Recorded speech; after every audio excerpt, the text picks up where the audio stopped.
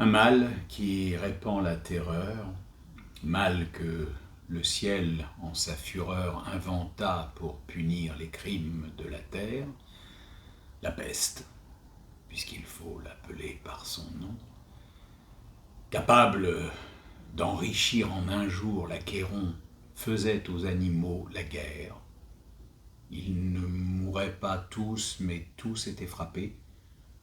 On n'en voyait point d'occupés à chercher le soutien d'une mourante vie. Nul mets n'excitait leur envie, ni loup, ni renard n'épiaient la douce et l'innocente proie. Les tourterelles se fuyaient, plus d'amour, partant plus de joie. Le lion tint conseil et dit: mes chers amis, je crois que le ciel a permis pour nos péchés cette infortune, que le plus coupable de nous se sacrifie au trait du céleste courroux. Peut-être il obtiendra la guérison commune. L'histoire nous apprend qu'en de tels accidents on fait de pareils dévouements. Ne nous flattons donc point. Voyons sans indulgence l'état de notre conscience. Pour moi, satisfaisant mes appétits gloutons, j'ai dévoré force moutons. Que m'avait-il fait? Nulle offense. Même, il m'est arrivé quelquefois de manger le berger. Je me dévorais donc, s'il le faut, mais je pense qu'il est bon que chacun s'accuse ainsi que moi, car on doit souhaiter, selon toute justice, que le plus coupable périsse. Sire, dit le renard, vous êtes trop bon roi. Vos scrupules font voir trop de délicatesse.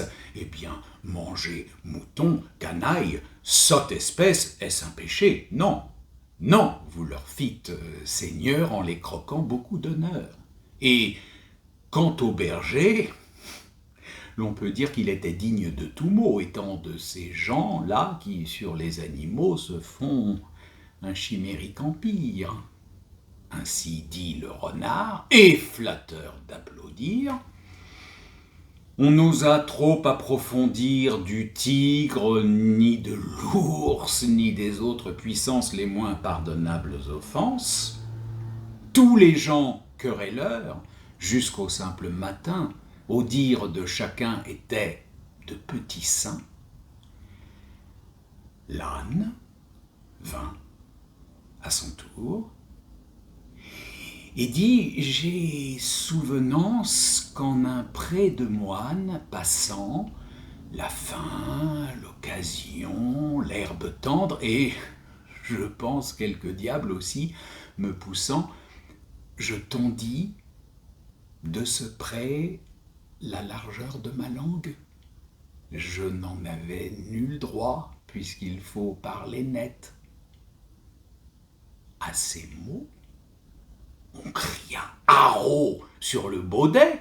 Un loup quelque peu clair prouva par sa harangue qu'il fallait dévouer ce maudit animal. Ce pelé, ce galeux, d'où venait tout leur mal, sa peccadille fut jugée un cas pendable. Manger l'herbe d'autrui? Quel crime abominable! Rien que la mort n'était capable d'expier son forfait. On le lui fit bien voir.